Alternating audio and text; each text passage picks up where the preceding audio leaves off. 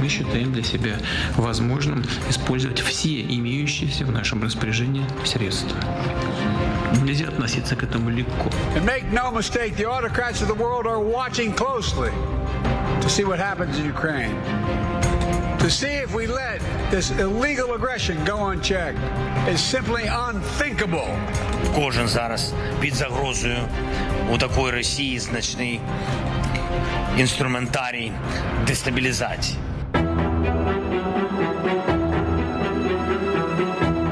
Europe is not a data. Europe is not given forever. Europe can grow and collapse.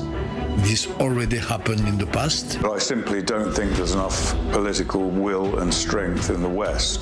Путин в стратегическом тупике, это очевидно. He is playing with fire just as much as other people are, and deterrence works two ways. רוחות מלחמה מנשבות ברחבי אירופה בחודשים האחרונים. במקביל אלינו, גם אם שכחנו, 2.5 נמשכת המלחמה באוקראינה. כשפוטין רחוק צבאית ופוליטית מסיום המלחמה בתנאים שלו, הוא מעדק את הבריתות עם הכוחות האנטי-מערביים, הוא מעלה את סף האיומים. ההבנה באירופה שהידרדרות למלחמת עולם, אחרי יותר מ-80 שנה, נוכחת ומתגברת. Finlandia i Polska muszą być przygotowane także na te najgorsze scenaria. We need to strengthen the capacity of the European defense industry and ramp up production of ammunition.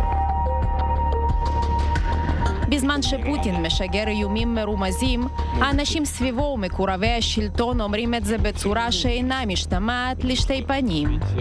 Возврата к миру не будет. Будет принуждение к миру Запада.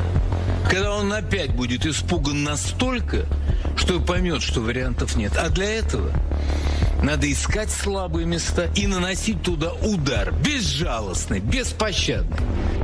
אמנם הצבא הרוסי נחלש משמעותית, אבל הוא עדיין יכול להוציא לפועל פרובוקציות שיאתגרו את המערב ויבחנו את הקונספציה המפורסמת, נגן על כל סנטימטר של שטח נאטו. החשש מפוטין וגם משובו של טראמפ גורם למדינות המערב המתונות להגביר את הייצור הצבאי ולהשקיע יותר בביטחון. NATO allies are this year increasing defense spending by 18%. That's the biggest increase in decades. If you look at Ukraine, and we all feel so badly about it, but why isn't NATO putting up dollar for dollar with us? We put up $140 billion, and they put up just a tiny fraction of that. בצל המסרים של טראמפ נגד ברית נאטו והאיום הרוסי, המדינות החברות מגבירות את הוצאות הביטחון. בשנה שחלפה אומנם רק שליש מהמדינות עמדו ברף הנדרש של ההוצאות הביטחוניות, אך מספרם מכפיל את עצמו השנה. There is an appreciation that something has changed in a very fundamental way. And importantly, that appreciation extends to those countries that didn't have that appreciation prior to February of 2022. In Eastern Europe, in Poland, in the Baltic countries, the fear is there because they are on front line, or second line, just after Ukraine. In France, in Germany, in Italy, in continental Europe, there is not enough fear. Fear is a good virtue in geopolitics. Maybe in a year or two's time or longer, Putin decides to go for the Baltic states, which are members of NATO.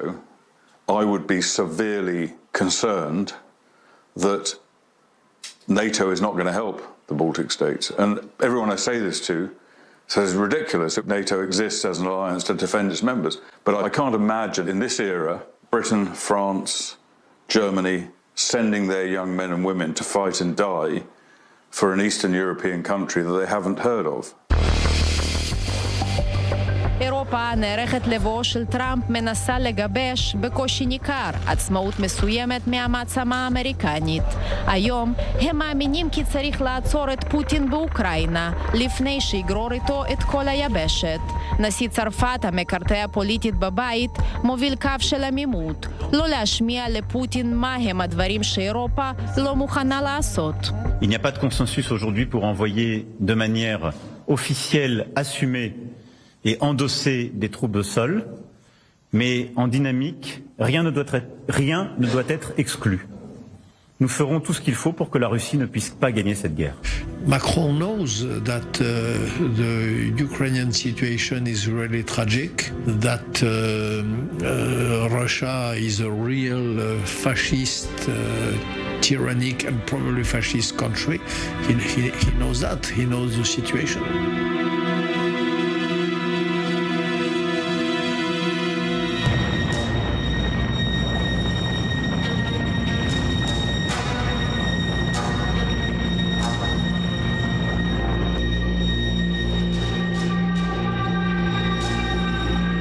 החשש מנשק גרעיני הוא הסיבה המרכזית למדיניות הזהירה של המערב נגד מוסקבה, שאותה אפשר לכנות הסלמה מבוקרת.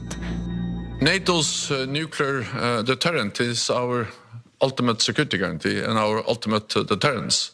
נכון לעכשיו, הארסנל הגרעיני העולמי עומד על פי הערכות על כ-12,000 ראשי נפץ, כאשר ארצות הברית מחזיקה בכ-5,000 ורוסיה בכמעט 5,600, כולל ראשי הנפץ הלא פעילים. ונדמה כי העולם לא היה לעולם בנקודת זמן כה מסוכנת. Применение возможно именно в исключительном случае, в случае угрозы суверенитету и территориальности страны. И мы внимательно смотрим за тем, что происходит в мире вокруг нас, и не исключаем внесение каких-то изменений в эту доктрину. וושינגטון שומרת את הנשק הגרעיני שלה גם במדינות אחרות, בין היתר בגרמניה, הולנד ובלגיה.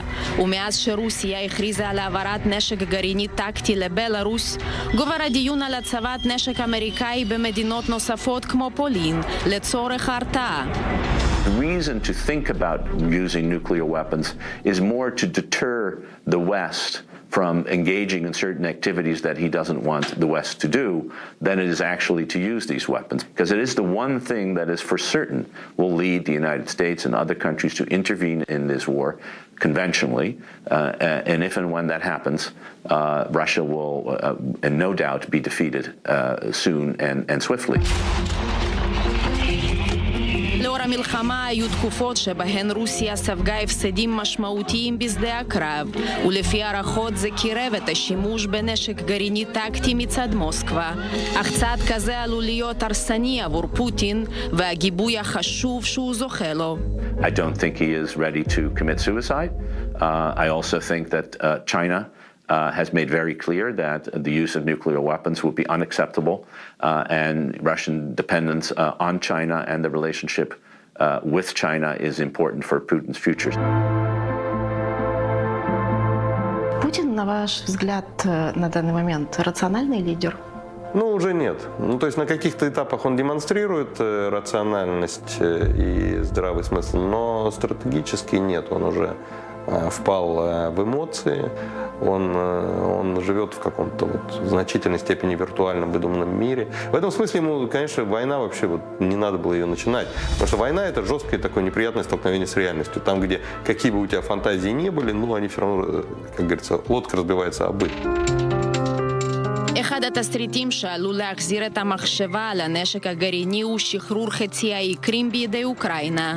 גלמוב, כותב הנאומים של פוטין בעבר, סבור שאם וכאשר הנקודה הזאת תגיע, פוטין כבר יהיה מוחלש פנימית בשביל צעד כזה. Вопрос, выполнит армия его приказ или нет. Ведь, понимаете, ядерное оружие — это не то, что ты сам вот кнопку нажал и все. Нет, это целый комплекс мероприятий, которые там организуют офицеры.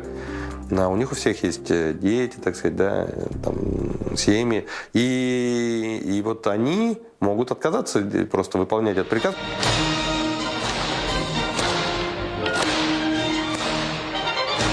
במוסקבה סבורים שרוסיה היא מרכז הכובד הגיאופוליטי, אך מעליה נמצא שחקן הרבה יותר משמעותי, סין. 作为世界主要大国和联合国安理会常任理事国，中俄双方我们打造的一种完全不同于冷战旧时代的大国关系的新范式。רוסיה מרחיבה את שיתופי הפעולה וגם את התלות שלה במדינות שעוינות את המערב, ובונות כוח צבאי וכלכלי נגדי בהובלת סין. Putin is ramping up yet another offensive against Ukraine, sending wave after wave of Iranian drones, North Korean artillery, and tanks, missiles, and fighter jets built with machines and parts supplied by China. You cannot supply Russia with vital help to prolong the war in Ukraine. That's a global issue. That's European security. Europeans are our allies. Historically, China always is allied with the world's most troublemaking states, rogue states to be precise, such as North Korea, such as Cuba, such as Iran, such as in the past is the PLO. And so to create strategic distractions, to keep the United States focused on those areas so that we should focus less on China. את המבוי הסתום של רוסיה במלחמה סין מנצלת היטב כלכלית ופוליטית, כמו גם את התלות בה של איראן וצפון קוריאה. הכל חלק במשחק שלה מול אמריקה. היא רואה את העמידה של המערב נגד מוסקבה ומסיקה את המסקנות שלה כיצד לפעול בטייוואן. Iran is not the only proxy state of China right now in its global strategy. In a certain sense, definitely North Korea, obviously, and also Russia. Because China is the only country that has enormous economic and financial power and manufacturing capability to make those three countries to work for China's global strategy. Keep in mind, Russia's economy is less than 1/10 of China's. Technologically, China is far more advanced than all the other three rogue states combined. בזמן שוושינגטון כורתת בריתות באסיה ובונה קואליציה חוצת יבשות נגד האיום הרוסי והסיני, אין אסטרטגיה ברורה לגבי הצלע השלישית איראן, והמדיניות כלפיה נראית מתרפסת. What's Biden's message to Israel? Don't strike back. Now that to me illustrates not just the US but Western weakness, and we saw the same in Afghanistan after decades of fighting and supporting Afghan forces and directly fighting ourselves against the Taliban. We then gave up. We left. We packed our bags and we left. המערב חסר ניסיון דיפלומטי, בטח שערמומיות זדונית ונכלוליות, כשמדובר באיראן. זה כמו בעצם מבוגרים מול ילדים. הם יסובבו אותם בכחש, וכל הסכם שיעשה איתם נועד בסוף להפרה. בישראל, לעומת זאת, האיום האיראני נמצא בראש סדר העדיפויות, אך נדמה כי העמידה מול רוסיה וסין כחלק מגוש מערבי אינה זוכה להתייחסות מספקת. ישראל פועלת ומדברת בזהירות כשזה נוגע לרוסיה. אך למרות המדיניות הזהירה צריך לזכור שרוסיה מזמן משייכת את ישראל למדינות המערב. על כך מצביעה קריקטורה באתר הרשמי של סוכנות ביון החוץ של רוסיה, SVR, מחודש דצמבר, כחודשיים לאחר תחילת המלחמה בעזה. יש איזשהו נשר מסכן כזה עומד מרופט, לא אוכל הרבה זמן, כבר הולך למות. זה נשר כמובן אמריקאי, כן? אריה עם כובע של הדגל בריטי, גם כן, לא אוכל הרבה זמן. זאת אומרת, G7. וכשהרפסודה הזאת מתקרבת לסלע, כנראה לתקוף. שם חיות אחרות, עומד דוב רוסי, ענק גדול, והוא מגן על כולם. ושם מאחוריו דרקון סיני קטן, אפשר לחשוב, סין מעצמה. הודו, דרום אפריקה, גמל, שהוא מסמל ערב הסעודית, זה למעשה מדינות בריקס. ואז כשמתחילים להגדיל את התמונה, אנחנו פתאום רואים על הנשר יושב פרזיט כזה. מה הדגל על הפרזיט הזה? דגל ישראל. זה הכל. מה יש עוד להבין? ארגון ביון חוץ של רוסיה מפרסם מתחת למאמר של ראש הארגון, שבוודאי ישר בחתימתו, אני נותן את ראשי, שהוא ישר ואמר מעולה. זה נורא. זו מדינה שלחלוטין רואה בנו אויב. לא יודע אם אני יכול לדרוש את זה עכשיו מישראל, שעוד לא יודעת מה יקרה בדקה הבאה ומה היא עושה בדיוק. אני מקווה שיש עדיין בתוכה קודקוד, או לפחות קורטוב, של הבנה שהמשחק פה השתנה בצורה דרסטית. מדינות שלא תבנה את השינוי שדיברנו עליו בשיחה שלנו, תיוותרנה מאחור ותשלמנה מחירים כבדים.